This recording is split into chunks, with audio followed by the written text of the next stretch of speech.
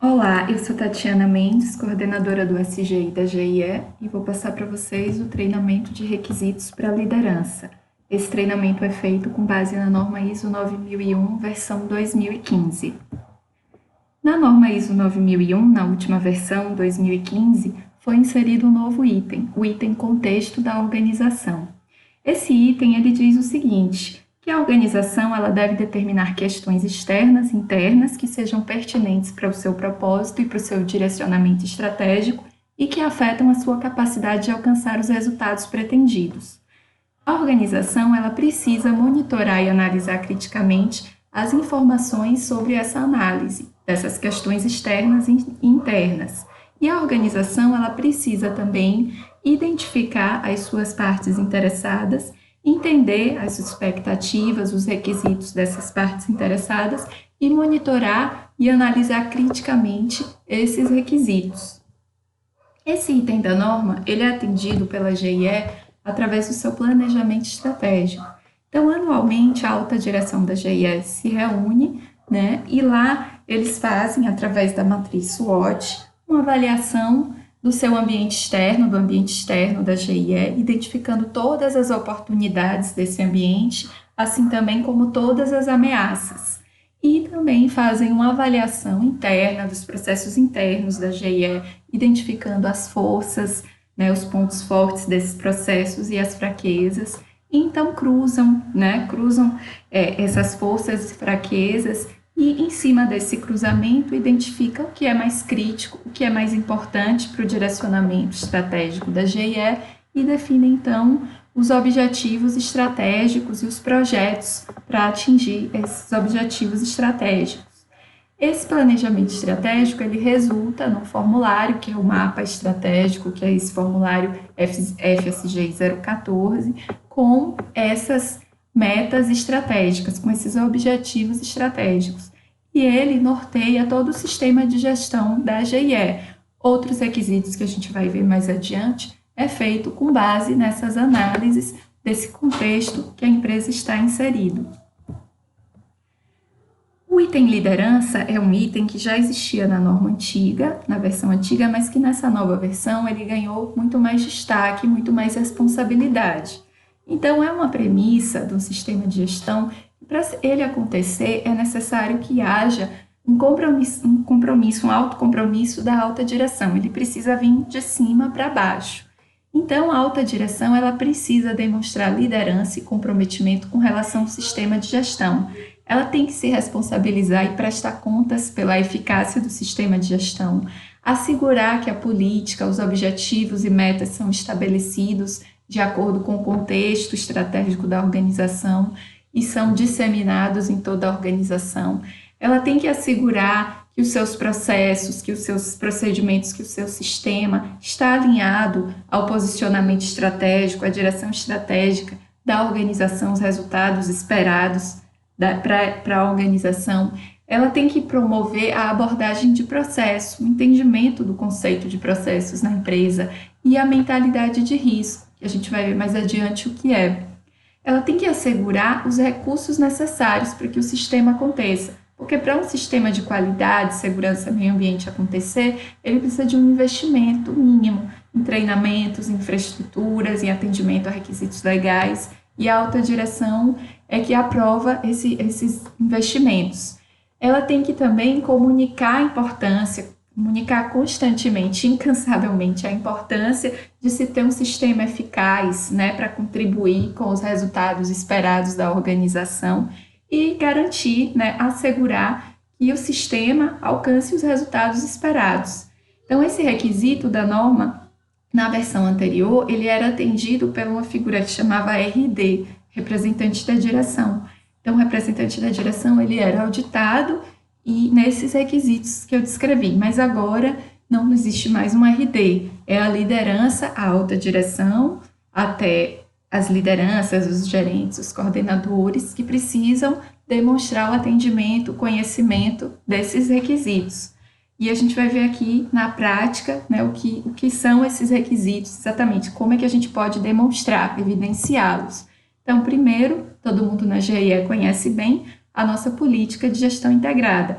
ela é estabelecida pela alta direção, é divulgada, é disseminada pela alta direção, pela liderança, assim como também o nosso código de ética. A GIA tem um código de ética que é o resumo do nosso código, um resumo que facilita a comunicação.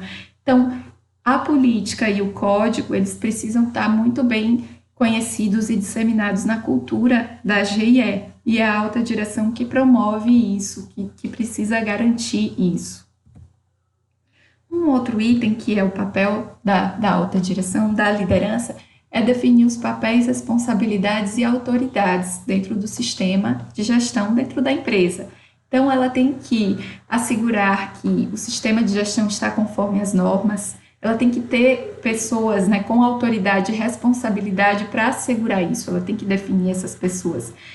Ela tem que assegurar que os processos sejam entregues, né, de acordo com o que foi esperado, com as suas saídas esperadas, relatar o desempenho do sistema de gestão e as oportunidades de melhoria, assegurar promoção no foco, com foco no cliente, que nós falamos na nossa política, né? Então isso precisa ser muito bem disseminado dentro da empresa, assegurar a integridade do sistema de gestão quando as mudanças são implementadas, né, são necessárias, garantir que esse sistema não vai ser comprometido, abalado. E aí nós temos uma série de itens que nós fazemos para cumprir isso, que um deles são os procedimentos do sistema de gestão. Então, todos os nossos procedimentos, ele tem um item no final que fala das responsabilidades daquelas funções. Então, todos no procedimento. O organograma corporativo e o organograma dos contratos também mostram os papéis, as autoridades, as responsabilidades, as descrições de cargos, que nós vamos ver um pouquinho mais adiante, todo o sistema de comunicação da empresa, que é treinamentos, reuniões, DDS, comunicados, mural, tudo isso precisa reforçar essa questão dos papéis, responsabilidades e autoridades. E só um parênteses, parece muito simples, mas é um grande desafio ter isso numa empresa. A maioria das nossas não conformidades, quando a gente avalia as causas, nós identificamos que houve alguém que não sabia ou que não tinha autoridade para cumprir aquele procedimento e por isso ocorreu uma não conformidade. Então não é tão óbvio, não é somente um procedimento ou um instrumento que vai garantir que aconteça, é um conjunto de coisas. Um novo requisito que foi inserido à norma na nova versão são as ações para abordar riscos e oportunidades. O que é um risco, né? O risco, o que trata a norma ISO 9001, é o risco para o negócio, não é o risco para a saúde e segurança do colaborador, mas para o negócio. O risco é um efeito de uma incerteza. Esse efeito ele pode ser positivo, né? Isso é considerado uma oportunidade, ele pode ser negativo, que é considerado uma ameaça. Então, lá naquela fase de contexto da organização, de planejamento estratégico, quando a gente avalia os cenários, a gente identifica, determina os possíveis riscos e oportunidades que a empresa precisa lidar, abordar, e assegura que o nosso sistema de gestão ele possa lidar com esses riscos de forma ao que? A aumentar, a maximizar os efeitos desejáveis, né, as oportunidades, e também prevenir e reduzir as ameaças, o que é indesejável, certo? E a empresa, ela precisa também planejar as ações para abordar esses riscos, como é que nós vamos tratar, que ações nós teremos, né? Como é que a gente vai integrar isso nos nossos processos, nos nossos procedimentos, e também avaliar a eficácia desses riscos. Para atendimento desse requisito, a GIE ela tem um procedimento que é a gestão de riscos. Esse procedimento ele chama um formulário, que é uma planilha de riscos e oportunidades, e esse formulário ele elenca os principais riscos, né, que afetam a nossa organização. Aqui nós temos 8, mas na verdade são mais, é porque só coube 8 nessa tela, mas eles são lá elencados, são classificados como oportunidade ou ameaça.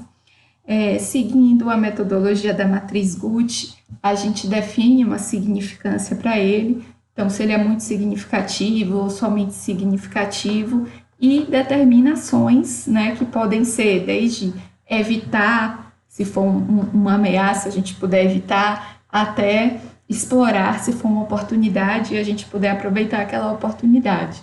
Define também responsáveis que precisam estar constantemente monitorando avaliando a eficácia dessas ações para o controle desses riscos, né? Então, a norma fala em mentalidade de risco. A mentalidade de risco é isso, é a gente planejar como a gente vai tratar os riscos, trabalhar com os riscos dentro da nossa organização, né? Fazer essa identificação e esse controle é ter mentalidade de risco. Os objetivos e metas são os requisitos também da norma. Ele veio lá, foi feito com base no nosso planejamento estratégico, na nossa política, que foi definida pela alta direção. Então, com base nisso, a GIE define objetivos e metas e indicadores, né, que precisam ser conhecidos por todos da empresa. Tem que ser, como eu falei, coerente com a política, ser mensurável, ser pertinente para a conformidade do serviço e da satisfação do cliente, tem que ser monitorado, comunicado, divulgado, atualizado sempre que necessário. E a gente precisa também desenvolver ações, definir ações, programas, projetos para atender esses objetivos. Então tem que ter o responsável, né, os recursos necessários, um acompanhamento para que esses objetivos eles sejam alcançados.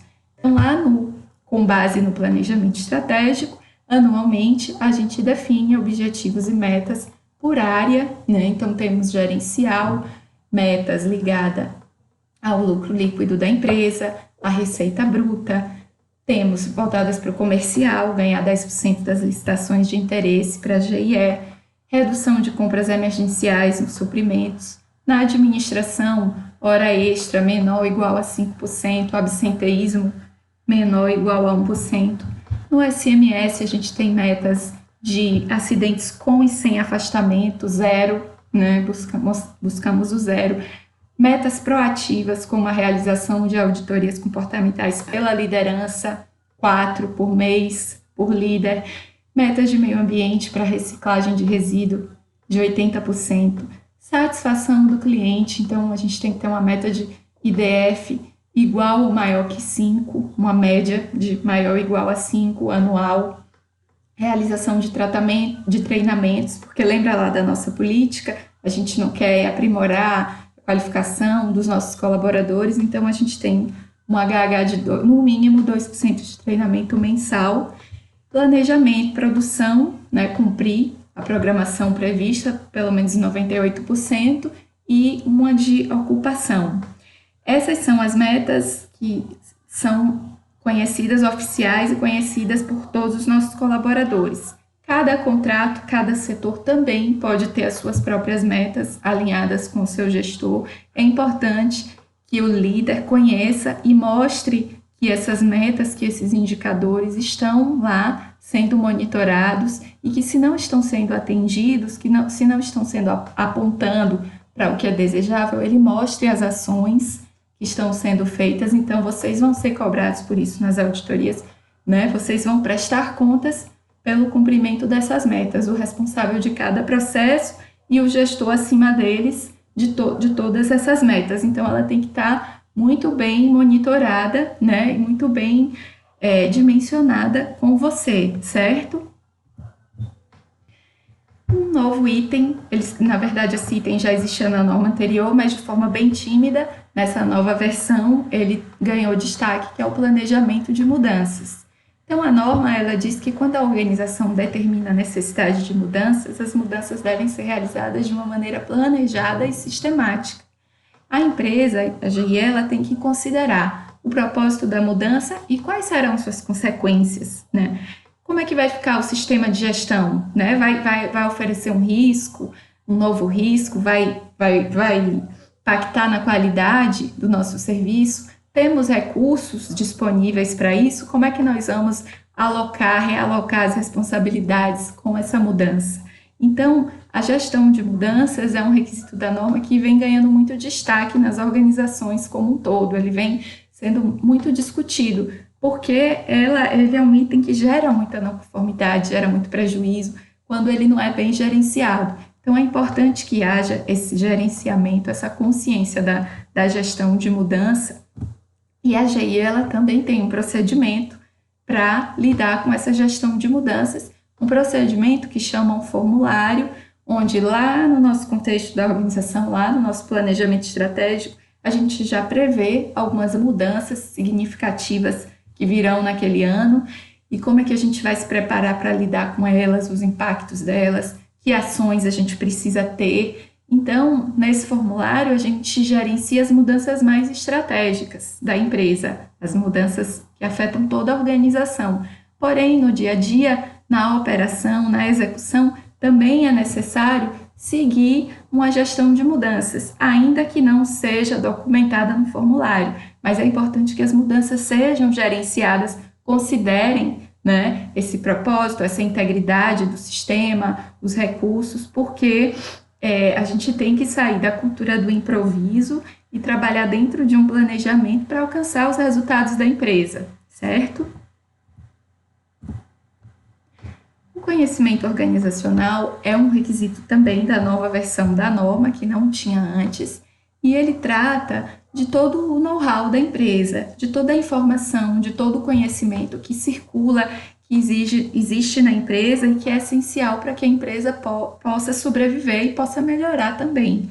Então, a organização ela deve determinar o conhecimento necessário para a operação dos seus processos e para alcançar a conformidade de produtos e serviços.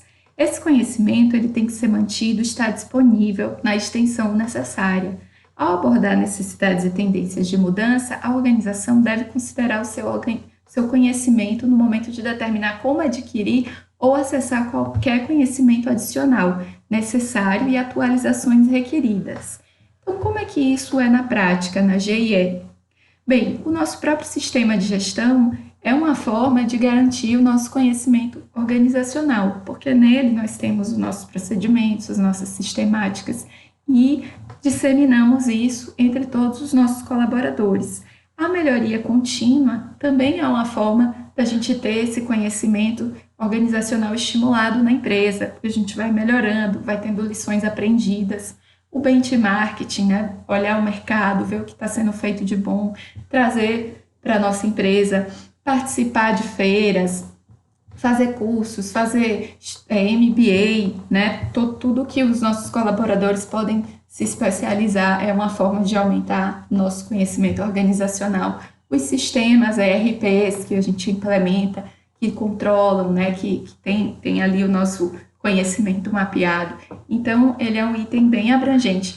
Os procedimentos de RH também contribuem com o conhecimento organizacional através dos treinamentos, de buscar os melhores talentos no mercado para trazer para a nossa empresa, reter esses talentos, criar, desenvolver sucessores. Tudo isso é conhecimento organizacional sendo gerenciado, né?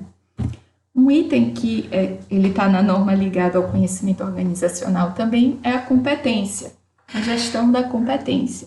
Então, a empresa ela tem que assegurar que as pessoas sejam competentes. O que é ser competente? É ter competência com base em educação, a formação da pessoa, né? Treinamento e a experiência prática, o conhecimento prático. Então, nós temos que trazer as pessoas com uma competência mínima para a nossa empresa, porque nós temos um processo de alto risco. E então, a gente precisa de pessoas com experiência e com uma formação mínima para poder estar lidando dentro desses processos, né? A nossa empresa não é para principiantes, salvo para os programas, né, que são acompanhados de jovem aprendiz e estágio, mas, de uma maneira geral, é necessário que tenha uma experiência mínima. Além disso, a gente também tem que promover os treinamentos, né, a conscientização desses colaboradores nos seus procedimentos de trabalho, nas normas, nos requisitos, nas legislações aplicáveis, certo? Então, para atender esse item, a GIE ela tem a descrição de cargo, que é uma definição mínima de experiência e formação que a função exige. Então, o colaborador, quando ele está num processo seletivo, a empresa, para escolhê-lo, ele tem que atender essa competência mínima da descrição de cargo. Quando ele não atende, ele não pode entrar, porque se ele entrar sem atender, ele vai gerar um ônus. A empresa vai estar assumindo o ônus de ter que desenvolver esse profissional. E muitas vezes ela não tem esse tempo, não tem essa condição de investir tanto. Então, é melhor que ela já traga o profissional pronto, ou pelo menos com o mínimo, para atender o que ela precisa. Ah, mas eu quero colocar essa pessoa sem a competência. O administrativo é o profissional responsável por orientar os gestores no atendimento mínimo à competência necessária. Quando é necessário, se solicita colocar um profissional que não atende, ele vai colocar lá no sistema da administração, num campo chamado síntese do processo seletivo, a informação que o profissional não atende a experiência mínima ou não tem o curso técnico que é obrigatório, a formação superior e o nome do responsável que autorizou. Normalmente um diretor, somente um diretor pode autorizar. Por quê? Porque se esse colaborador se acidentar, a empresa é responsável por ele. Se ele não tiver a competência mínima e se acidentar, a empresa é responsável. Então, por isso, somente um diretor pode autorizar a contratação de um profissional sem a competência mínima exigida pela descrição. E, mesmo ele tendo essa competência, a empresa tem que gerar um plano de treinamento, levantar a necessidade de treinamento, gerar o plano, né, realizar os treinamentos, avaliar a eficácia desse treinamento, aplicar provas. Então, a sistemática de treinamento também é um requisito da norma e está ligado também a um outro requisito da norma, que é o comunicação. Então, comunicação, nós temos um procedimento escrito e um formulário, que é um plano de comunicação, que elenca todos os nossos meios de comunicação interno, externos, responsáveis, o acompanhamento desses meios de comunicação. E o item comunicação é um item fundamental dentro de um sistema de gestão.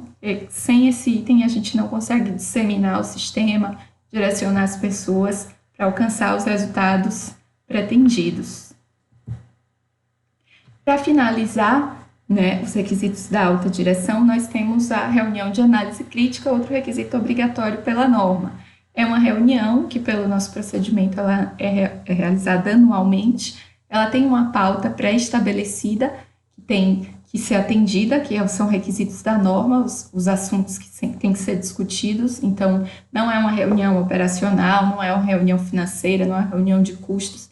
Ela é uma reunião para discutir o desempenho dos processos através da análise dos indicadores, os resultados obtidos nas auditorias internas, externas, auditorias do cliente, avaliar a retroalimentação do cliente, a satisfação do cliente, a reclamação dele, os elogios dele, acompanhar a situação das não conformidades. Eu não trouxe aqui para esse treinamento não conformidade, porque ele não é exatamente uma responsabilidade da direção, mas a direção precisa acompanhar a situação das não conformidades, saber como estão, saber se estão sendo encerradas, sendo tratadas, se está aumentando, se está diminuindo. Então, precisa conhecer, e a análise crítica é um dos momentos que a alta direção toma conhecimento da situação da não conformidade.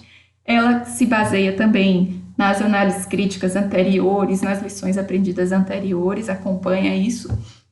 Lá ela avalia as mudanças que podem afetar a empresa, os novos riscos que podem ser inseridos e recomenda as melhorias, revisa as metas, aumenta as metas, melhora as metas. Então, a reunião de análise crítica do PDCA, ela é a última etapa, a de melhorar, e precisa ser feita todo ano ou sempre que for necessário. Quando ocorre um acidente ou uma reclamação do cliente, ela pode ser convocada pela alta direção. Nós não temos uma ata, porque o nosso sistema de gestão está começando, então nós estamos ainda na fase de auditoria interna. Quando concluir o ciclo de auditoria interna, vai ser gerada uma ata de análise crítica, vai ficar disponível na pasta do SGI com todas essas informações, e o diretor que participou e que tem essa ata em mãos, ele vai poder ser auditado, apresentar tudo isso que está aí na pauta para o auditor, certo? Desde já agradeço a atenção.